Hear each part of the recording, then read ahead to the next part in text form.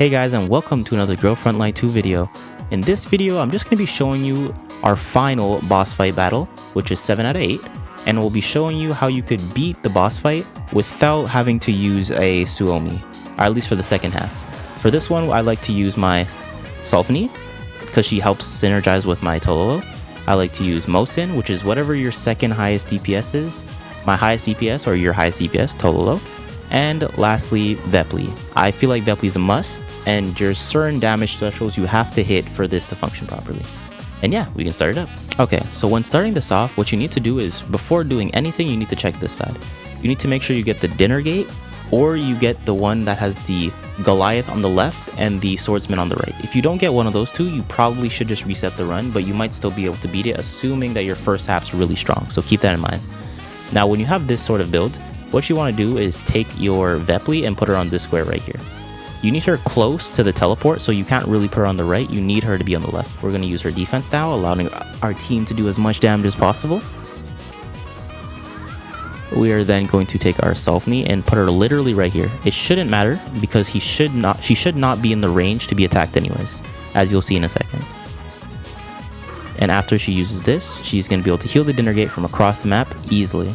Next, we're going to use our second highest DPS for me, Sniper.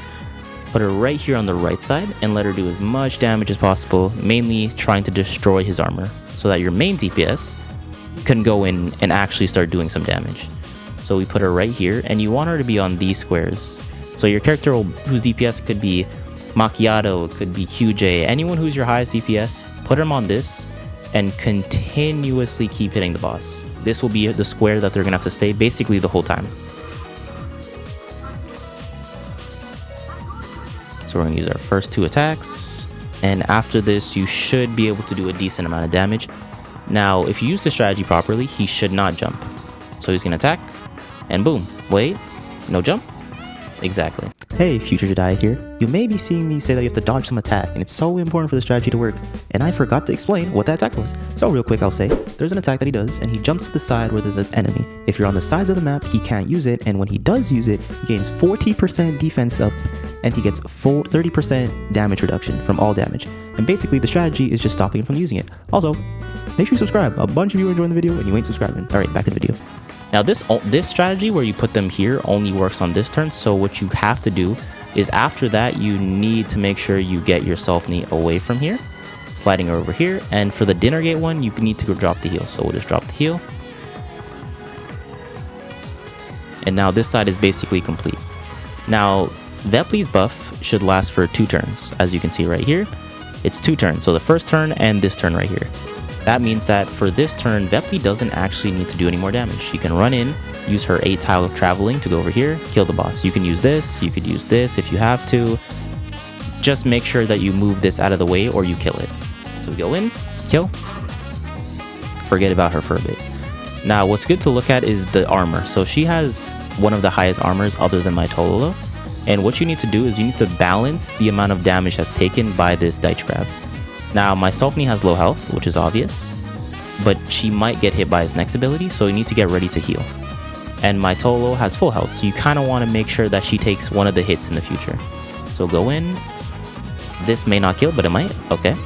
It's very good to kill this fast, but it's not necessary. You can heal out of it if you have a good healer.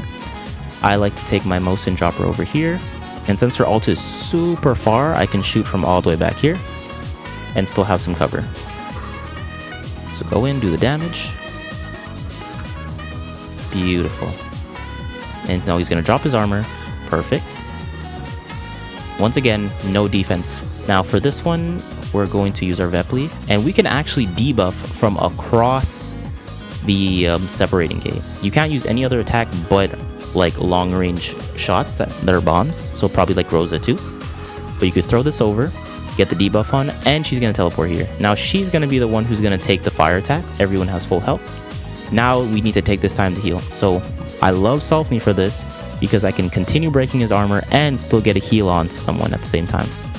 We're going to go in, get someone healed, whoever has the lowest health. Now like I said, you don't really want to place anyone here because you're going to entice him to use his jump.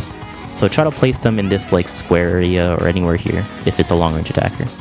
So I'm going to go right here. We're going to snipe him. Beautiful.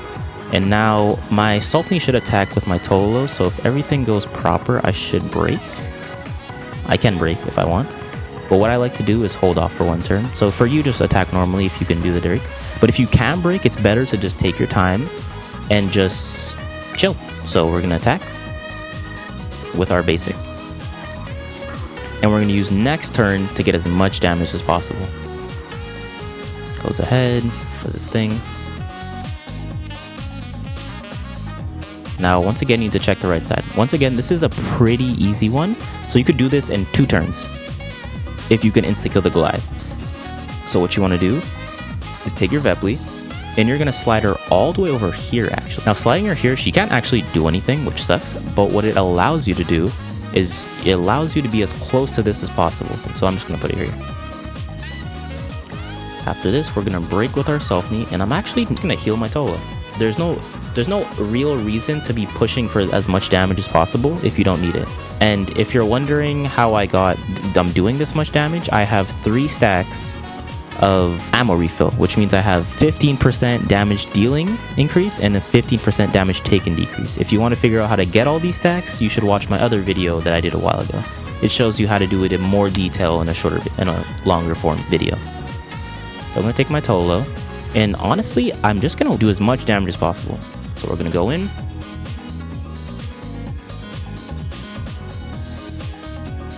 Beautiful. And now we're at half health before attacking with Mosin, of course. So we're going to use her ult. And boom. Now, as you can see, we have a bunch of damage. Now, one thing that's good to note is that this is not only about damage. You don't need to actually kill him. You need 76,000 points. And you're going to notice that before we kill him, we're going to hit 76. So if you're having a bunch of difficulty on the second half, honestly, just improve your first half and just forget about trying to fully kill this boss. So what I'm going to do is I'm going to throw my Vepli in here. You don't actually really need to heal her, but she's going to get healed anyways, as you're going to see in a moment. We're going to slide over here, kill him. Okay, so we're going to take our Sulfni and we're just going to move her back a bit. Job done. Simple as that. So it goes in, it's going to drop a heal. We're going to take our Mosin, put her here. Shoot the Deichcraft. And then we're going to take our Tolo, move her 1 square up, and we're going to shoot him. And boom, we're already basically done.